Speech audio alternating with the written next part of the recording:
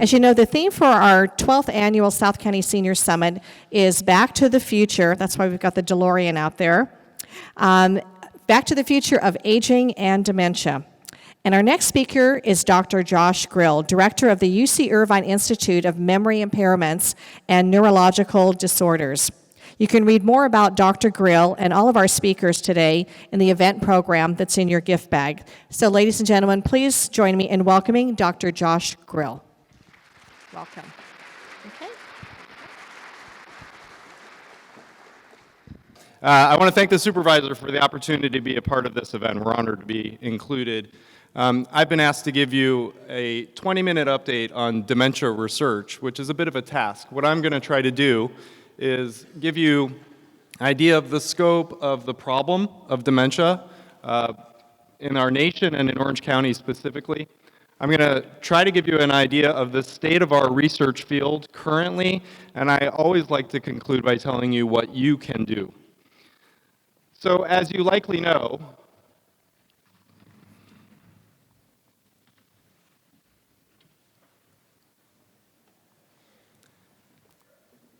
dementia is a major problem in this nation and worldwide. 50 million people have dementia today. It is north of 6 million people with dementia in the United States. And California is home to more people with dementia than any other state in the Union. In fact, Orange County alone is home to more people with dementia than 26 different states in the United States. Whereas dementia is the 6th leading cause of death in the United States, it's the 3rd leading cause of death here in Orange County. So to say that this is a problem that hits close to home is a dramatic understatement. This is a tremendously impactful and costly disease. Nationally, it's estimated that dementia costs our healthcare system more than $250 billion every year. And to make that more personal, we estimate that the cost to a family of having someone with dementia is around $300,000 per family. The single greatest risk factor for dementia is age. The older we get, the greater our risk. So unfortunately, all of these numbers are poised to dramatically increase in the coming decades. 5 or 6 million Americans with dementia will become 15 or 16 million by 2050. The cost of this disease could exceed $1 trillion if we can't find solutions through research.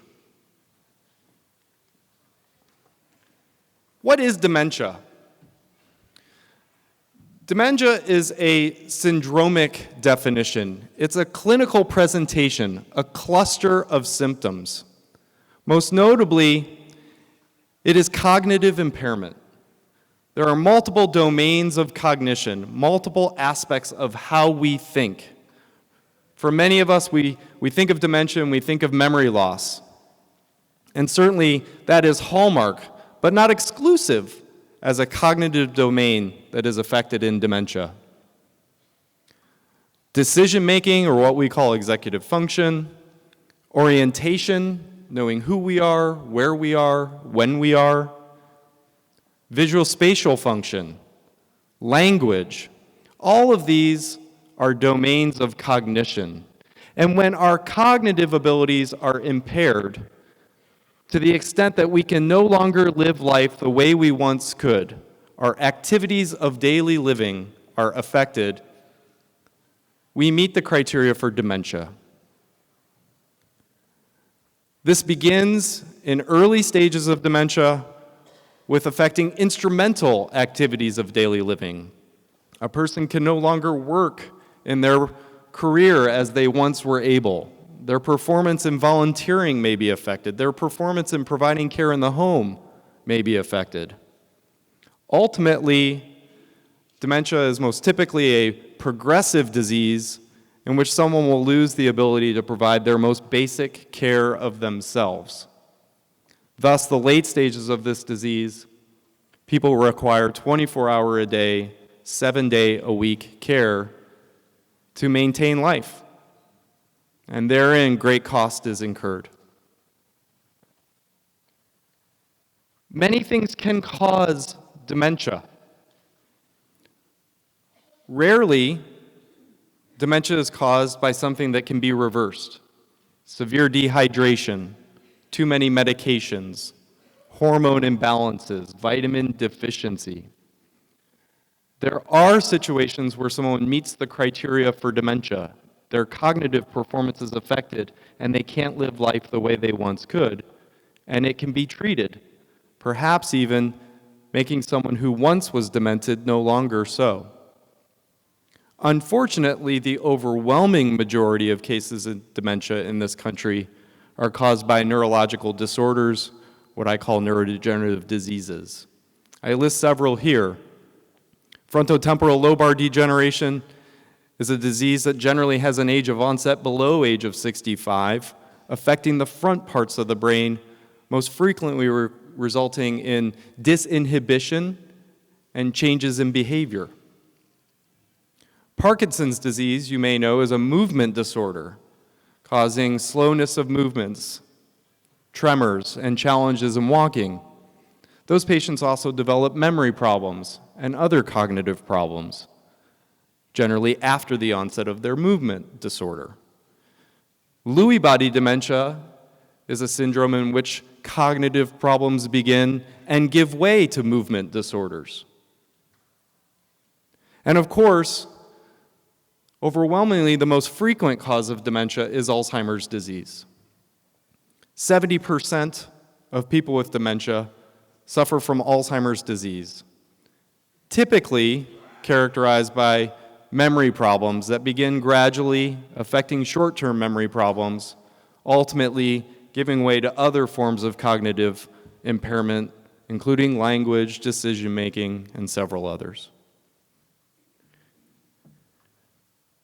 These different causes of dementia can largely be distinguished clinically based on symptom presentation, based on other diagnostic tests. But ultimately, what is causing these different diseases is a biology of disease. Today, the gold standard diagnosis of all these diseases is made at autopsy, when we can examine the brain for hallmark changes that were causing the dementing disorder. I give you some images of different pathologies found in the brain of people who suffered from dementia during life. Even today, research that follows people through life and then examines their brain after death remains critical to moving our field forward. Two of these pathologies I highlight here: the amyloid plaques and neurofibrillary tangles associated with Alzheimer's disease. Two hallmark pathologies Alzheimer himself identified in the brain of the first case of the disease that would later take on his name. Even today, we continue to study these amyloid plaques and neurofibrillary tangles to better diagnose, to better understand, and ultimately, we hope, to better treat these diseases. Our diagnostic criteria have evolved. We have gotten better at diagnosing all of these diseases, Alzheimer's and other forms of dementia. We've also moved earlier. Frequently now, people are diagnosed with what's called mild cognitive impairment, or MCI. MCI, in contrast to dementia, means that someone has cognitive problems, but they do not affect activities of daily living. Their function is intact. We can measure and document that their memory or other cognitive performance is not what we would expect for someone their age or education, but they continue to live their life. They are at dramatically increased risk for developing dementia, but it is not a certainty. It is an opportunity to help people begin an important stage of planning, thinking about residence status, finances, living wills, advanced health directives, end-of-life choices. And it is a critical area of research at UCI and beyond. We're studying how best to deliver this diagnosis and its implications to families. Our tools to make a diagnosis have also increased, and with them, our confidence in the diagnosis has increased. I'm showing you here a picture of an amyloid PET scan. This is an opportunity to visualize the amyloid plaques associated with Alzheimer's disease while a person is still living. Just a few weeks ago, a landmark study in which 11,000 people with MCI or early dementia underwent this type of scan was published. UCI was a part of the study. 60% of people in the study who had this scan had their clinical care adjusted as a result of the learnings from this tool. For 35% of people, their diagnosis actually changed. Our technology is advancing, and with it, our opportunities for clinical care are improving. Sadly, it's been 15 years since we had a new drug approved for treating dementia. Here I list the current FDA-approved therapies for Alzheimer's disease specifically. They exist in two classes of medications: the cholinesterase inhibitors listed at the top, Aricept, Exelon, and Razidine, which keep levels of a brain chemical higher than they would be otherwise. Those drugs are all approved in mild to moderate. A couple of them are approved in severe dementia. They're approved in Alzheimer's disease specifically. Some of them are approved in Parkinson's-related dementia and are likely to work just as well in dementia with Lewy bodies. In contrast, those drugs should not be used in people with frontotemporal lobar degeneration because they could actually exacerbate symptoms. Memantine or Namenda is a class unto itself. It's approved only in moderate to severe dementia and only for Alzheimer's disease. None of these drugs have been approved to treat MCI, and the data for their ability to be efficacious is mixed. None of them have been shown to slow the course of this disease. When a person takes these drugs, they perform better than they would on a memory or other cognitive test compared to if they were getting placebo. That's illustrated here. 2 doses are outlined for the red and pink lines versus placebo in the black. When the drug is taken away, however, you can no longer tell who got drug and who did not. The underlying history of the disease is unaffected. Unfortunately, our headlines are littered with suggestions of miracle cures and new opportunities to reverse cognitive impairment associated with Alzheimer's disease. This led some of my colleagues at UCSF to write an article about the rise of pseudomedicine in dementia care. We have similarly contributed to this literature, and I think it's a critical topic. Here in Orange County, there are numerous opportunists taking advantage of the tens of thousands of people dealing with dementia who are desperate for better treatment options.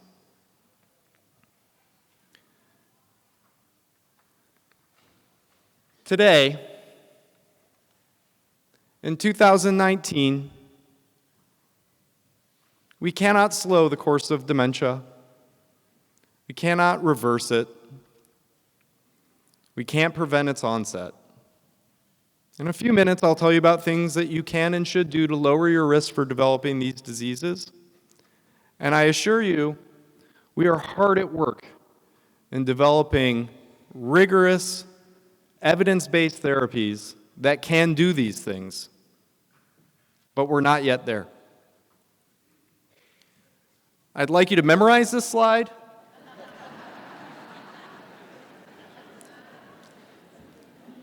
The point of this slide is only that there are numerous promising candidates based on outstanding science that have entered the clinical arena of testing as candidate therapies for Alzheimer's disease and other dementias.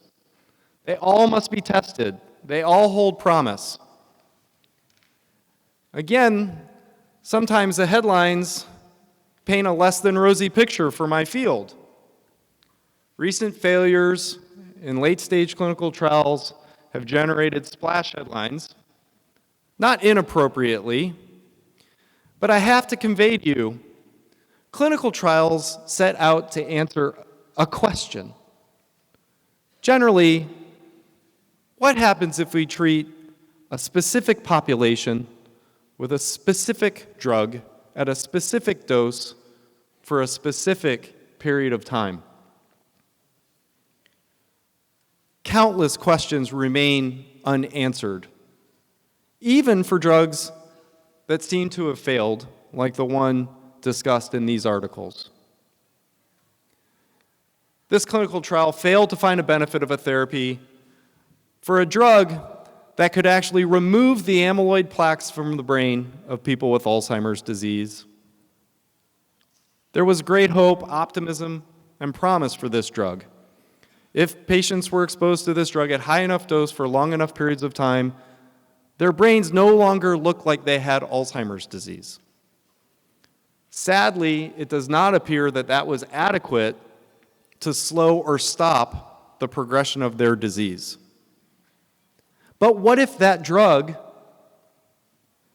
had been given in combination with a drug that could clear the tangles from the brain? Anti-tangle drugs are much further behind the anti-amyloid therapies. And drugs that treat the inflammatory impact of these diseases on the brain are few and far between. I often make an analogy to HIV and AIDS.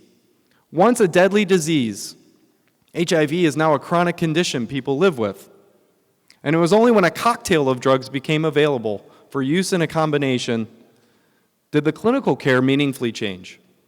Perhaps in Alzheimer's disease, we will similarly need a cocktail of medications targeting the complexity of what's occurring in the brain of people afflicted.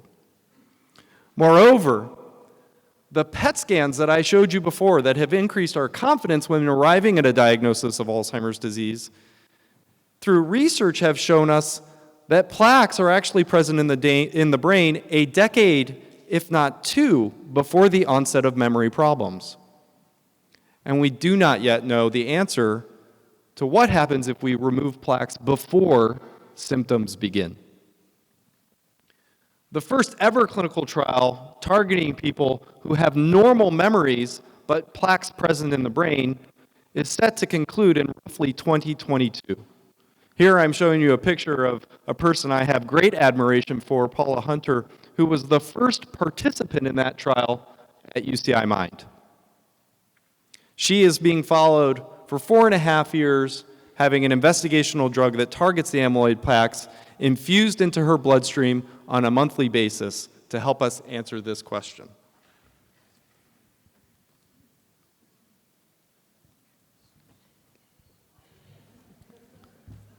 Thanks for the mic. Can I get my... I lost my slides. Thank you. So I want to finish by telling you what you can do. First of all, I said there's no way to prevent Alzheimer's disease. There's no recipe or prescription I can give you today to guarantee that you'll never get this disease. But there's things you can do to lower your risk. There's work afoot to create gold standard evidence to test whether things can actually prevent Alzheimer's disease, but as yet we're not there. Certain things certainly increase our risk for dementia. High cholesterol, high blood pressure, sedentary lifestyles, head trauma, smoking. You should avoid these things. If you smoke, stop. If you have high cholesterol and high blood pressure, work with your doctor to get it down. This year, a clinical trial found that targeting blood pressure and more aggressively lowering it could reduce risk for MCI by 15%. Important that we follow that up, but these things can and do make a difference. Similarly, there are things you can do. Get physical exercise. Eat a healthy diet that includes fish on a weekly basis and lots of dark green leafy vegetables. Stay mentally and socially active. Get a good night's sleep. All of these things may actually move the needle from a public health standpoint. In fact, one estimate suggested that if we could affect cardiovascular risk factors by 25% in this country, we could reduce the total number of cases of dementia by 500,000. These things matter. Do everything you can. Nevertheless, we see people day in, day out who are highly educated, physically active, ate a good diet, and still get these diseases. So after that, we hope you'll work with us. And I close all of my public lectures with what I call the 3 8s, because everyone is in a position to work with us by advocating, donating, and participating. This is Maria Shriver. I'm really thrilled that she's one of our advocates for our research center. All of you are in a position to advocate, not necessarily for us. The supervisor does an outstanding job of bringing these issues to light. All state and federal representatives and local representatives need to know the importance of these issues. And certainly we need even more resources for caregivers and families in the throes of these diseases. At UCI Mind, we've been thrilled to have wonderful philanthropic support for our research, but did you know that when you submit your California state taxes, you can check a box to make a small donation towards research in California that funds a grant competition for investigators in this state? And lastly, a good clinical trial sets out to answer one question, but we have many, many questions to answer. And successfully doing that, and doing that as rapidly as possible, will require a remarkable partnership between investigators like me and the community at large like you. We created a tool to make it easier for people to do that, called the UCI Consent to Contact Registry, or C2C.